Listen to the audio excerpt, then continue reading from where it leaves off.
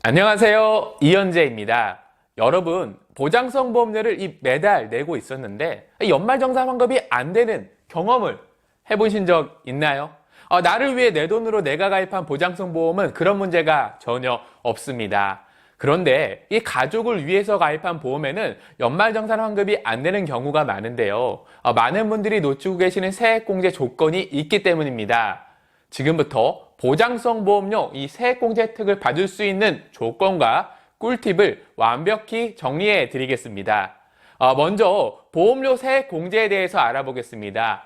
근로자가 기본공제 대상자를 위해 해당 과세 기간에 지출한 보험료의 12%, 장애인 전용 보장성 보험료는 15%에 해당하는 금액을 해당 과세 기간에 이 종합소득 산출세액에서 공제해 주는 것입니다.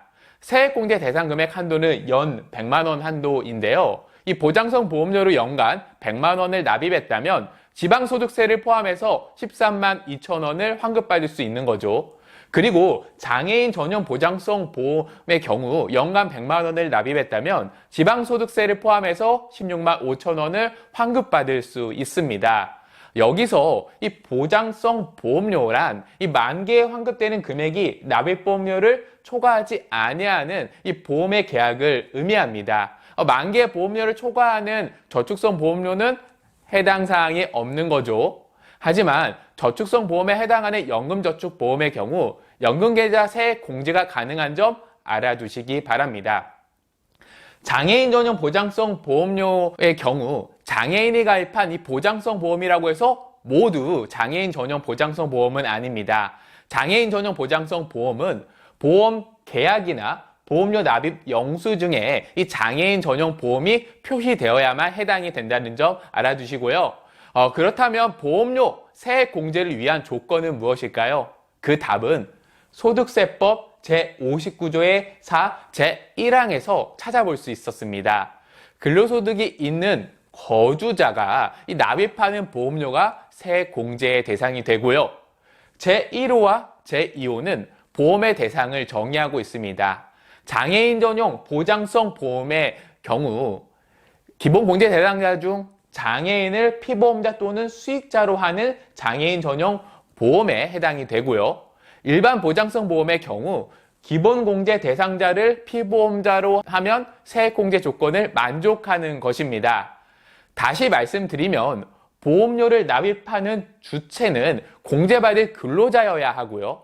이 공제받을 근로자의 기본공제 대상에 해당하는 사람이 계약자 그리고 피보험자에 해당이 되면 보장성 보험료 세액 공제를 받을 수 있는 것입니다. 기본공제 대상자에는 이 본인을 포함해서 이 부양 가족들이 해당이 됩니다. 단, 이 기본공제 대상자가 되기 위해서는 이 나이 요건과 소득 요건 그리고 동거 요건을 확인하게 됩니다. 먼저 나이 요건의 경우 장애인은 제한이 없습니다. 소득 여건의 경우 연간 소득 금액 100만 원 이하여야 하고요. 근로소득만 있는 경우에는 총 급여가 500만 원 이하이면 가능합니다. 본인을 제외하고는 이 필요 조건들이 있기 때문에 잘 따져보셔야겠죠. 지금부터 이 대표적인 이 부양가족 중에서 보장성 보험료 세액공제 유의사항과 꿀팁을 알려드리겠습니다. 먼저 배우자의 경우 기본공제 대상자 요건은 이 소득만 확인하시면 됩니다. 그렇기 때문에 맞벌이 부부의 경우 세액공제를 위해서 유의하셔야 하는데요. 보험 계약자와 납입자가 본인이고 피보험자가 배우자인 경우 본인과 배우자 모두 세액공제를 받을 수 없습니다. 피보험자인 배우자는 소득 요건이 충족되지 못해서 기본공제 대상자가 아니기 때문이죠. 소득이 있다 보니까. 만일 배우자가 근로소득만 있고 총급여가 500만 원 이하인 소득 요건을 충족한다면 기본공제 대상자에 해당이 되어서 세액공제가 가능해집니다. 그리고 계약자와 납입자가 이 본인이고 피보험자가 부부 공동인 경우가 있습니다. 이 경우에 본인이 세액공제가 가능한 점 알아두시기 바랍니다. 부모님이나 조부모님에 해당하는 직계 존속의 경우 기본공제 대상자가 되기 위한 요건은 다음과 같습니다. 만 60세 이상이어야 하고요. 소득 요건도 있습니다. 주민등록상 같이 살지 않더라도 공제 혜택을 받을 수 있죠. 그러다 보니 이 자녀나 손자녀들이 서로 이 인적공제와 보험료 세액공제를 받고 싶어 합니다. 기본공제 대상자는 인적공제와 보험료 세액공제를 중복으로 받을 수 없기 때문이죠. 이 자녀나 손자녀 중에서 한 명만 혜택을 받을 수 있는 겁니다. 그래서 이때 유의할 점이 있는데요. 만약 이 첫째 자녀가 부모님에 대해서 기본공제를 받고 있습니다. 이 막내 자녀는 부모님을 피보험자로 한 보험에 가입하였는데요. 이때 공제가 가능할까요? 공제를 받을 수 없습니다. 첫째 자녀의 경우 보험료를 직접 지출하지 않았기 때문에 당연히 공제받지 못하겠죠. 막내 자녀의 경우 이 본인의 이 기본공제 대상자를 피보험자로 하는 보험에 해당하지 않기 때문에 공제받을 수 없는 것입니다. 부모님은 첫째 자녀의 기본공제 대상자이기 때문이죠.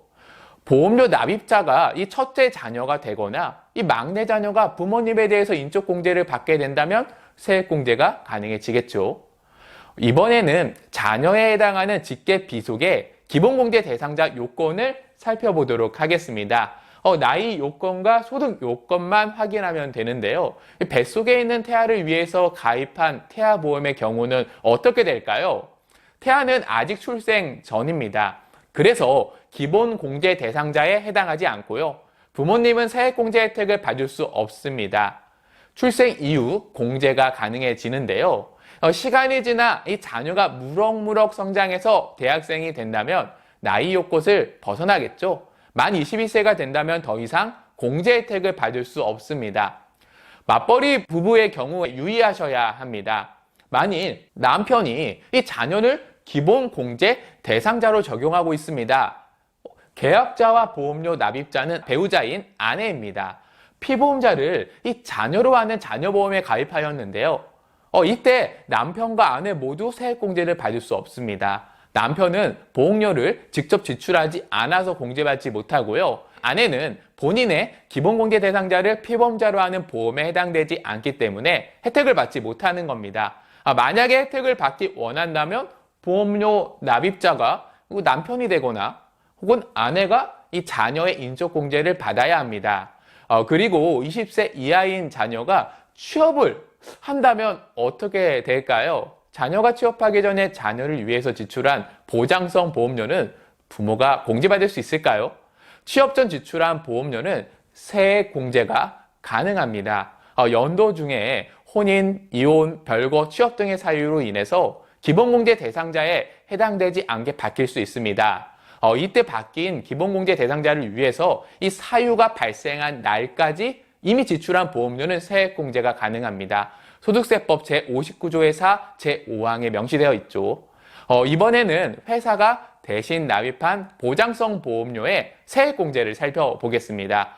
회사가 근로자를 위해서 계약자와 납입자를 이 법인으로 하고 피보험자를 근로자로 하는 보장성 보험을 계약하였다고 가정하였습니다. 원칙적으로 이 보장성 보험의 보험료를 이 회사가 대신 납입하는 경우에는 해당 보험료 상당액을 이 근로자의 급여액에 가산하게 됩니다. 그래서 근로자의 근로소득으로 과세되죠. 그렇기 때문에 근로소득에 대한 연말정산 때 보험료 세액공제를 받을 수 있는 것입니다. 하지만 이 회사가 대신 납입한 단체 보장성 보험은 조금 다릅니다. 계약자가 회사이고 피보험자 수익자가 근로자인 경우 이 소득세법 시행령 제38조 제1항 제12호 남목에는 이 연 70만 원 이하의 단체 보장성 보험료는 근로소득으로 보지 않는다고 나와 있습니다. 이 회사가 대신 납입하더라도 연 70만 원 이하의 보험료는 비과세 혜택을 적용받게 되는 것인데요. 그렇기 때문에 연 70만 원 이하 단체 보장성 보험료는 세액공제를 받을 수 없다는 점 알아두시기 바랍니다.